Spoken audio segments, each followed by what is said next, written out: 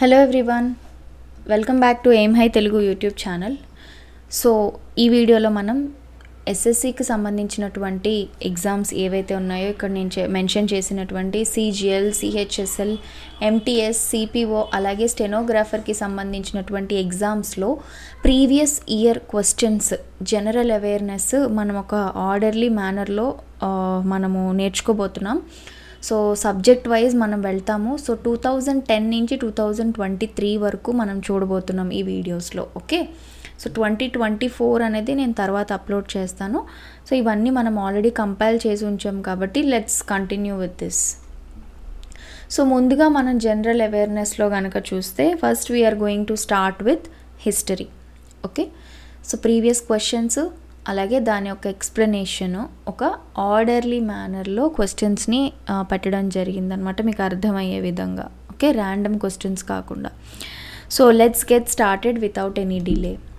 So let's see the first question. చూడండి, arrange the following in chronological order అన్నారు. ఓకేనా, so ఇది మనకి ఎస్ఎస్సి సిజిఎల్ 2010లో అడిగిన క్వశ్చన్ అండి.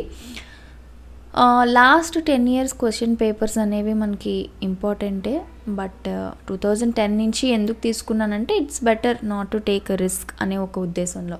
సో 2014 నుంచి కనుక మనం తీసుకుంటే that will be very good, but we have started from 2010. Okay, so ఇక్కడ ఇచ్చినటువంటి డైనాసిటీస్ సంబంధించినటువంటివి క్రొనలాజికల్ ఆర్డర్లో పెట్టమన్నారు అనమాట. అంటే ముందు నుంచి లాస్ట్ వరకు, ఫస్ట్ టు లాస్ట్ ఏదైతే ఒక ఆర్డర్లీ మేనర్ ఉందో అందులో. సో ఇక్కడ మనం గమనిస్తే తుగ్లక్స్, అలాగే లోడీస్, సాయిద్స్, ఇల్బారీ టర్క్స్, అలాగే ఖిల్జీస్. సో మీరు గమనిస్తే ఇవన్నీ కూడా మనకి ఢిల్లీ సుల్తానేట్స్కి సంబంధించినటువంటి డైనాసిటీస్ అనమాట. ఓకే, ఢిల్లీ సుల్తానేట్కి సంబంధించినటువంటి డైనాసిటీస్ని మనల్ని ఆర్డర్లో పెట్టమన్నారనమాట. ఓకే, సో మనం కనుక చూసుకున్నట్టయితే ఒక్కొక్కటి ఫస్ట్ మనకి వచ్చింది ఏది అంటే ఇల్బారీ టర్క్స్ అనమాట. ఇది ఫస్ట్ వస్తుంది. Ilbari Turks which has ruled from 1206 to 1290 AD అనమాట.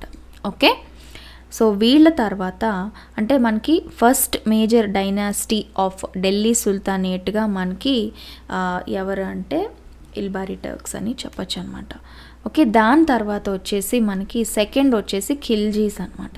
So Khiljis from 1290 to 1320 AD. Okay, so Khiljis అనేవాళ్ళు ఇల్బారీ టర్క్స్ తర్వాత వచ్చారు. అండ్ వీళ్ళు this again succeeded by third will be Tughlaqs. That is from 1320 to 1413 AD. Okay, దీని తర్వాత మనకి following మనకి ఖిల్జీస్ తర్వాత తుగ్లక్ డైనాసిటీ వచ్చింది. వీళ్ళు they have ruled for a very good period. ఆ తర్వాత మనకి తుగ్లక్స్ తర్వాత Sayyids dynasty came into power అనమాట. ఓకే, సాయిద్స్ వచ్చేసి 1414 to 1450 AD. ఇది మీరు గుర్తుపెట్టుకోవచ్చు, ఎక్కడైనా రాసుకోండి. తర్వాత ద లాస్ట్ డైనాసిటీ ఎవరైతే సాయిద్స్ తర్వాత రూల్ చేశారు అంటే అది వచ్చేసి లోడీస్ అనమాట. Okay, so and this is from 1451 to 1526 AD. Okay, so దీని ప్రకారం మన ఆర్డర్ వచ్చేసి ఫస్ట్ 4 రావాలి, తర్వాత 5, తర్వాత 1, తర్వాత 3, 2. ఓకే, 4 ఫస్ట్ వచ్చిన ఆప్షన్ ఎక్కడ ఉంది? Option D is the correct answer అనమాట.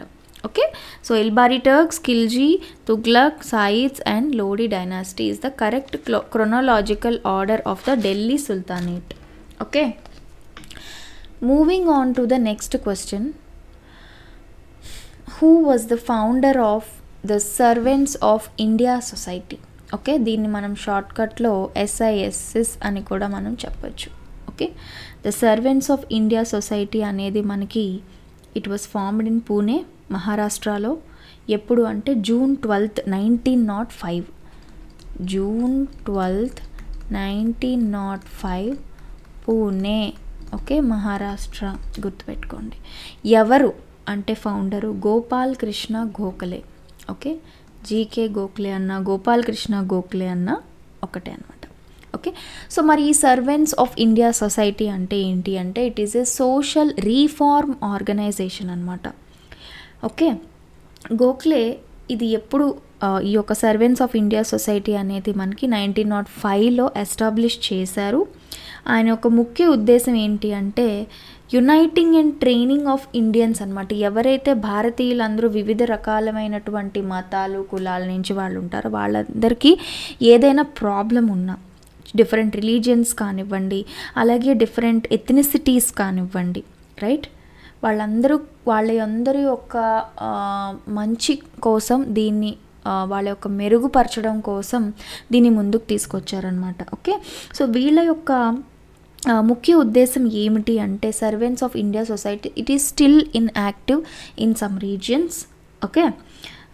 దీని యొక్క ముఖ్య ఉద్దేశం ఏంటి అంటే సోషల్ రీఫార్మ్, అలాగే ఎడ్యుకేషన్, దాంతోపాటు ఫిలాంథ్రపీ అంటే పరోపకారం చేయాలి ప్రజలకి అనే ఒక ముఖ్య ఉద్దేశం, సోషల్ వెల్ఫేర్, అలాగే ఇంకేదైనటువంటి సమస్యలు ఉన్నా కూడా భారతీయులందరికీ కూడా ఇక్కడ వాళ్ళు చూసుకుంటారనమాట.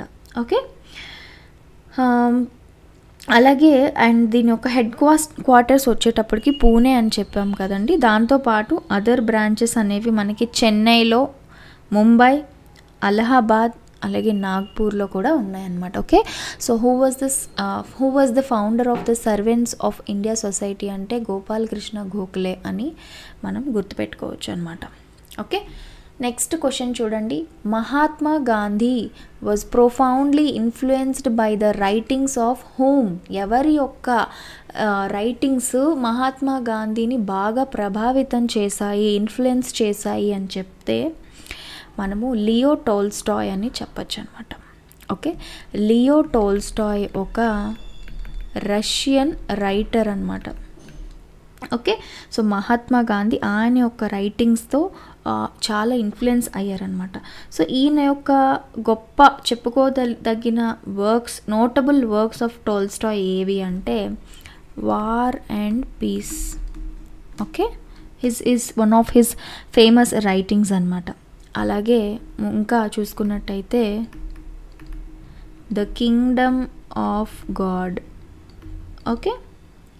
సో ఈయన చాలా పుస్తకాలు ఏవైతే లియో టాల్స్టాయ్ రాశారో వీటిని చాలా ప్రభావితం చేశాయి, ఆయన యొక్క మార్గంలో ఇవన్నీ ఉపయోగపడ్డాయని చెప్పచ్చు అనమాట. Okay. So he has gain lot of knowledge and అలాగే ఇన్స్పైర్ చేశాయని చెప్పచ్చు గాంధీ గారిని లియో టాల్స్టాయ్ రైటింగ్స్. నెక్స్ట్ చూసుకున్నట్టయితే who is the monk who influenced Ashoka to embrace Buddhism. ఎవరు అంటే ఎవరి యొక్క ఇన్ఫ్లుయెన్స్ వల్ల Ashoka has come to Buddhism అని చెప్తే ద వన్ ఈజ్ ఉపగుప్త. ఓకే. ఉపగుప్తాని ఒక స్పిరిచువల్ ఆధ్యాత్మిక గురువు, స్పిరిచువల్ టీచర్ అని చెప్పచ్చు ఆఫ్ ఎవరు Ashoka. Who is Ashoka is the Mauryan emperor. Okay. Okay. So Upagupta అనే ఆయన 3rd century BCకి సంబంధించినటువంటి బుద్ధిస్ట్ మాంక్గా చెప్పచ్చు అనమాట. ఓకే. సో ఉపగుప్తాని మనము ఒక ముఖ్యమైన మాంక్గా ఎస్పెషల్లీ బంగ్లాదేశ్ అలాగే సౌత్ ఈస్ట్ ఏషియన్ కంట్రీస్ అనమాట. ఓకే. సౌత్ ఈస్ట్ ఏషియన్ కంట్రీస్లో మనము ముఖ్యమైనటువంటి గురువుగా, మత గురువుగా చెప్పచ్చు అనమాట. అలాగే ఈయనని ఉపగుప్తాని ఎస్పెషల్లీ మయన్మార్లో ఉపగుప్తాని షిన్ ఉపగుప్త అని పిలుస్తారనమాట. ఓకే. ఇలాంటి క్వశ్చన్స్ కూడా అడిగే ఛాన్సెస్ ఉంటాయి. Okay.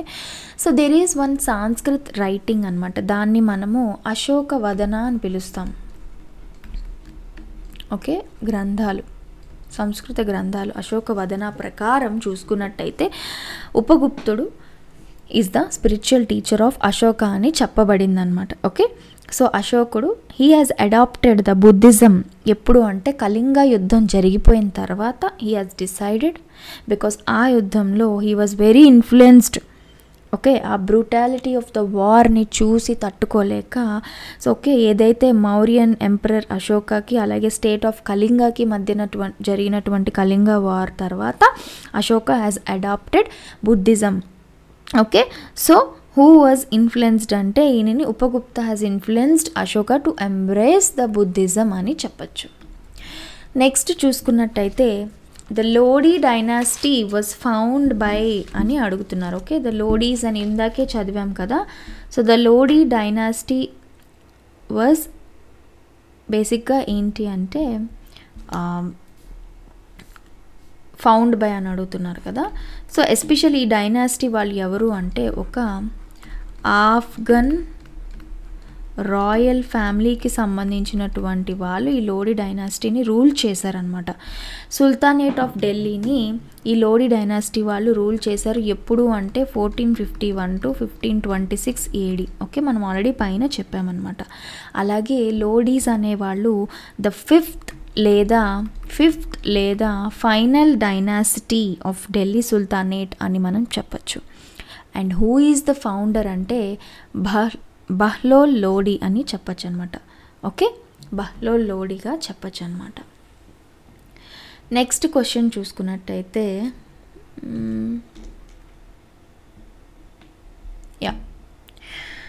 So next question Harshavardhana was defeated by whom. ఇక్కడ ఇచ్చినటువంటి వాళ్ళలో హర్షవర్ధన వాజ్ డిఫీటెడ్ బై చూడండి ఇక్కడ ఇచ్చిన ఆప్షన్స్లో. సో పులకేశిని 2. ఓకే, పులకేశిన్ 2 ఎవరు అంటే option D. 1 second, option 2 Pulakeshin 2 has defeated Harshavardhan. Okay, so దీని హిస్టరీలో కనుక మనం వెళ్తే ఈయన the king of Chalukya dynasty. Okay, so ఎప్పుడు డిఫీట్ చేశారు పులకేశిన్ 2 హర్షవర్ధనాని అంటే in the battle of Narmada. So దీనికి బ్యాటిల్ ఆఫ్ నర్మదా అని పేరు అనమాట. ఎప్పుడు జరిగిందంటే ఇన్ 1618 ADలో అనమాట. సో అప్పట్లో Harshavardhana use to rule north India. ఎక్కడి నుంచి అంటే కన్నౌజ్ అనే ప్రదేశం ఉత్తరప్రదేశ్లో ఆయన రూల్ చేస్తూ ఉండేవారు అనమాట. So Harshavardhana wanted to expand, ఆయన సామ్రాజ్యాన్ని ఇంకా ఎక్స్పాండ్ చేసుకోవాలనుకున్నారు సదరన్ పెనిన్సులా ఆఫ్ భారతదేశంలో, ఇండియాలో, రైట్. సో ఆ టైంలో పులకేశిన్ 2 డిఫీట్ చేశారనమాట ఆ యుద్ధంలో హర్షవర్ధన్ని. ఎప్పుడైతే ఈయన చాళుక్య కింగ్డమ్ని ఇన్వైట్ చేయాలనుకున్నారో ఆ టైంలో. ఓకే, సో ఈ బ్యాటిల్ అయిపోయిన తర్వాత ఫైనల్గా వాళ్ళు ఒక ట్రీటీ ఒప్పందాన్ని సంతకం చేసుకున్నారు. ఏమని అంటే ఏదైతే నర్మదా నది ఉందో అది వాళ్ళ యొక్క ఇరువురి సామ్రాజ్యాలకి మధ్యన ఒక బార్డర్గా పెట్టుకున్నారనమాట. సరిహద్దుగా నర్మదాని పెట్టడం జరిగింది. దానికి ఆ ఒప్పందానికి ఒప్పుకోవడం జరిగింది. Okay, they signed a treaty that made the Narmada river as the border between their empires, వారి రెండు సామ్రాజ్యానికి మధ్యలో. సో అందుకే మనం దీన్ని బ్యాటిల్ ఆఫ్ నర్మదా అని పిలుస్తామన్నమాట. నెక్స్ట్ చూసుకున్నట్టయితే who among the following was an illiterate అంటున్నారు. ఇక్కడ ఇచ్చిన కింగ్స్లో జహాంగీరా, షాజహానా, అక్బరా, ఔరంగజేబ్. సో ఇక్కడ ఇచ్చిన వాళ్ళలో ఎవరు illiterate? Option 3 Akbar. Okay, Akbar ఎవరు అంటే he is the third ruler of Mughal empire. Okay, Akbar is the third ruler of the Mughal empire అని చెప్పచ్చు అనమాట. సో దానికి ముందు ఎవరు ఉండేవారు? హిస్ ఫాదర్ హుమయూన్, దానికి ముందు హిస్ గ్రాండ్ ఫాదర్ బాబర్ అనమాట. ఈయన ఇల్లిటరేట్ అని ఎందుకు చెప్తున్నాము అంటే ఈయన ఫస్ట్ ఆఫ్ ఆల్ చాలా చిన్న ఏజ్లోనే ఈయన రాజ్యాన్ని స్వీకరించాల్సి వచ్చింది. అంటే at the early age of 13 అనమాట. ఓకే, సో ఎందుకంటే వాళ్ళ ఫాదర్ చనిపోయిన వెంటనే అట్ హిస్ ఎర్లీ ఏజ్ ఈయన స్వీకరించాల్సి వచ్చింది. ఓకే, సో ఈయన మనకి ఎప్పటి నుంచి ఎప్పటి వరకు అంటే 1556 to 1605 ఆ టైంలో రూల్ అయితే చేశారనమాట. సో బేసిక్గా he did not get any formal education ఏం దొరకలేదు, ఆయనకి ఎటువంటి స్కిల్ లేదు. అప్పట్లో అందరూ అనుకునేవారంట లైక్ ఆయనకి ఏమైనా చదవకపోవడానికి రాయకపోవడానికి ఏమైనా డిసీజ్ లాంటిది ఏమైనా ఫాల్ట్ లాంటిది ఉందా అనుకునేవారంట. సో ఆయన వాళ్ళ తాతగారు లాగా వాళ్ళ నాన్నలాగా ఎటువంటి స్కిల్ని అభ్యసించలేదు. బట్ స్టిల్ ఆయన ఒక బుక్ లవర్ అండ్ అలాగే ఎన్నో రైటింగ్స్ని ఎంకరేజ్ చేశారు, బుక్స్ని. అలాగే చాలా ట్రాన్స్లేషన్స్ హీ హాజ్ మేడ్ అనమాట, హీ హాజ్ చేయించారనమాట. ఓకే, అండ్ అలాగే ఆయన ఒక గొప్ప అలాగే లార్జ్ లైబ్రరీని బిల్డ్ చేశారు Akbar, even though he's an illiterate అనమాట. Okay, so next question, which governor general is associated with doctrine of lapse? Okay, మీ అందరికీ తెలిసిన బేసిక్ క్వశ్చన్సే, but we're going in a very orderly manner కాబట్టి చెప్తున్నా. Doctrine of lapse. So doctrine of lapse అనేది ఏ governor జనరల్తో associate అయింది అని అడుగుతున్నారు. సో డాక్ట్రైన్ ఆఫ్ ల్యాబ్స్ అనేది బేసిక్గా ఏంటి అంటే ఇట్ ఈజ్ అ పాలసీ, అది ఒక విధానం. దేనికి అంటే ఎవరు యూజ్ చేసేవారు అంటే British east Indian company. So భారతదేశపు స్టేట్స్ని స్వాధీనం చేసుకోవడానికి యూజ్ చేసేటువంటి పద్ధతి. బ్రిటిష్ ఈస్ట్ ఇండియన్ కంపెనీ తన టెరిటరీని పెంచుకోవడానికి యూజ్ చేసేటువంటి పాలసీని డాక్ట్రైన్ ఆఫ్ ల్యాబ్స్ అంటాం. So to adapt Indian states, అలాగే to take over the princely states యొక్క రైట్స్ని అంతా కొట్టివేసేసి వాళ్ళు కలిపేసుకోవడానికి వాడేటువంటి పద్ధతి. ఓకే, ఎస్పెషల్లీ ఇది ఎప్పుడు యూజ్ చేశారంటే to take over the princely states of Satara, Jaipur, Sambalpur, అలాగే నాగ్పూర్, తంజోర్, ఆర్కోట్, ఉదయ్పూర్, ఔధ్, ఝాన్సీ ఇవన్నీ కూడా టేక్ ఓవర్ చేశారనమాట. సో బేసిక్గా ఈ డాక్ట్రైన్ ఆఫ్ ల్యాబ్స్ అనే ఒక పాలసీ అనేది who is the governor general ఆ టైంలో అంటే Lord Dalhousie. Okay, so Lord Dalhousie who was the governor general for East Indian company ఏ టైంలో అంటే 1848 నుంచి 1856 టైంలో ఈయన గవర్నర్ జనరల్గా ఉన్నారనమాట. ఓకే, నెక్స్ట్ చూడండి లాస్ట్ క్వశ్చన్, ఈ ఒక్క వీడియోలో లాస్ట్ క్వశ్చన్ అనమాట. The Greek ambassador sent to Chandragupta Maurya's court ఎవరు? ఏ గ్రీక్ రాయబారి చంద్రగుప్త మౌర్యాస్ ఆస్థానానికి పంపబడ్డారు to work as an ambassador? Okay, ఎవరు అంటే Megasthenes. Okay, Megasthenes. So Megasthenes was an ambassador. ఎవరు పంపించారంటే సెల్యూకస్ నికేటర్ I, ఎవరైతే హెలిసినిస్టిక్ కింగ్ ఉన్నారో సో ఆయన మన మెగాస్థెనీస్ని చంద్రగుప్త మౌర్యాస్ కోర్ట్కి పంపడం జరిగిందనమాట. సో మెగాస్థెనీస్ పాట్లీపుత్ర వెళ్ళడం జరిగింది. ఎక్కడైతే ఆయన చంద్రగుప్త మౌర్యుని ఆస్థానంలో ఈయన అంబాసిడర్గా వర్క్ చేశారనమాట. And we all know Megasthenes has written a famous book Indica. So ఏదైతే ఈ పుస్తకంలో ఎంటైర్ ఒక అడ్మినిస్ట్రేషన్ కానీ మౌర్యన్ పీరియడ్ టైంలో జరిగినటువంటి ఆ యొక్క విశేషాలు కానీ సొసైటీ కానీ దాని యొక్క అడ్మినిస్ట్రేటర్ అంతా కూడా ఈ బుక్లో పొందుపరచడం జరిగిందనమాట. Okay, so who is the Greek ambassador sent to Chandragupta Maurya's court అంటే మెగాస్థెనీస్ అని చెప్పొచ్చు అనమాట. సో ఇంతటితో ఈ వీడియో నేను కంప్లీట్ చేస్తున్నాను. నెక్స్ట్ వీడియోలో మనం మిగతా క్వశ్చన్స్ అనేవి చూద్దాం. Okay, that's it for today. Thank you so much.